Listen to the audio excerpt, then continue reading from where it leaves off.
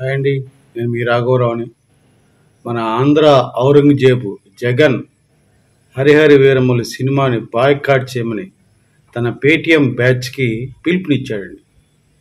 పిలుపునిచ్చి 2 రోజుల నుంచి సినిమాకి ముందు నుంచి చాలా హడావుడి చేశాడు. కానీ తన యొక్క బాయ్కాట్ నేచర్ చేసి పేటీఎం బ్యాచ్ చాలా చేశారండి. 1 కాదు 2 కాదు, ఎన్నో రకరకాలుగా ప్రయత్నించారు. కానీ పవన్ కళ్యాణ్ గారి చరిష్మా ముందు అవేమీ నిలబడలేదని, ఆంధ్ర ఔరంగజేబు పప్పులు ఉడకలేదని తెలుసుకున్నాడు కూడాను.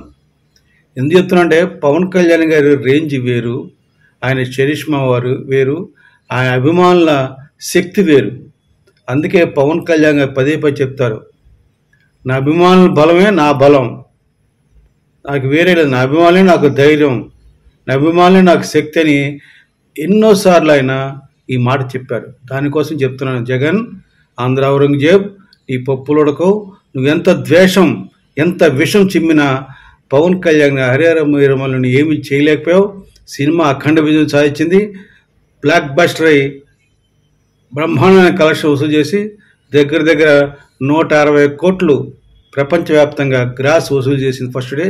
ఇది తెలుసుకో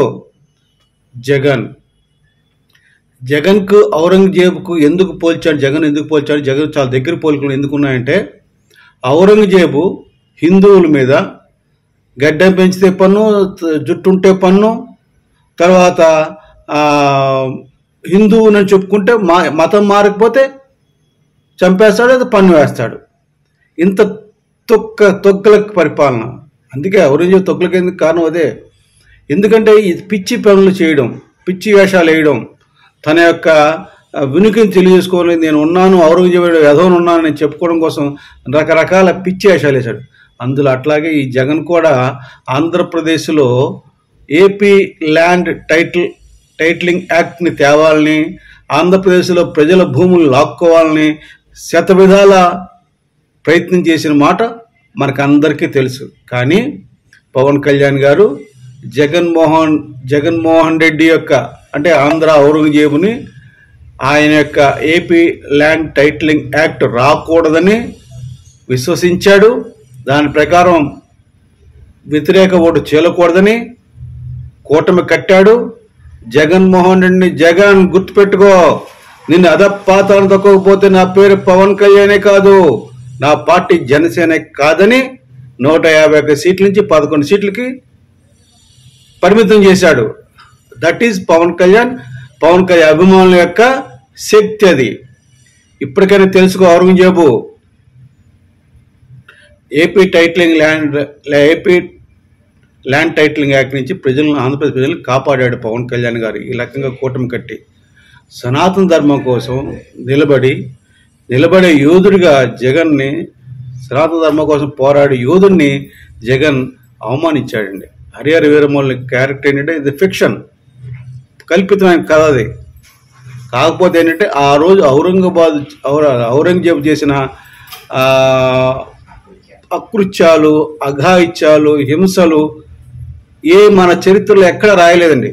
వాటిని తెలియజేయడం కోసం ఒక హరిహర వీరమల్లు అనే ఒక క్యారెక్టర్ని పెట్టి, ఆ క్యారెక్టర్ ద్వారా ఔరంగజేబు యొక్క అకృత్యాలు, అఘాయిత్యాలు, ఏమంటారు, ఆయన చేసిన దాష్టికాలు ప్రజలకి తెలియాలి, భారతదేశంలో కాదు ప్రపంచంలో ఉన్న హిందువులందరికీ తెలియాలి అని పవన్ కళ్యాణ్ గారు ఎంతో కష్టపడి, ఇష్టపడి సినిమా చేశాడు. అటువంటి సినిమాని ఆ యోధుడు కాత్తడిని, ఆ యోధుడు అంటే ఎవరు, హరిహర వీరమల్లు అంటే సనాతన ధర్మాన్ని కాపాడే యోధుడిగా అటువంటి మంచి వ్యక్తి కథని సినిమాగా తీస్తే ప్రోత్సహించాల్సింది పోయి అవమానించాడు ఈ యొక్క జగన్.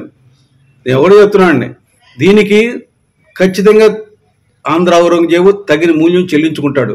ప్రతి హిందూ కూడా దీనికి ఖచ్చితంగా జగన్కి బుద్ధి చెప్తారని నేను విశ్వసిస్తున్నాను. జగన్ గుర్తుపెట్టుకో, సిద్ధంగా ఉండు.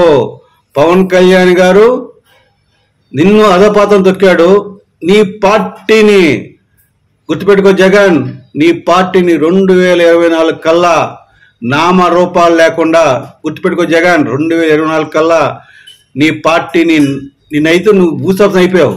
నీ పార్టీని నామరూపాలు లేకుండా భూస్థాపన చేస్తాడని చెప్తున్నాను. ఇది సత్యం, ఇది సత్యం, సత్యం.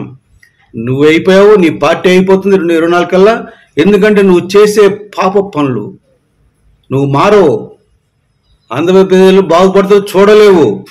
నువ్వు నీకు కావాల్సిన దోచుకోవడమే. నువ్వు ఎంతసేపు దోచుకోవడం దాచుకోవడం తప్ప నీకేమీ తెలియదు. అటువంటి నీచుడు నువ్వు. ఆంధ్ర ఔరంగజేబుగా నీకు పతనం మొదలైంది. నువ్వు అనవసరంగా పవన్ కళ్యాణ్ గారి జోలికి పదే వస్తున్నావు. నీ నాయకులు వస్తున్నారు.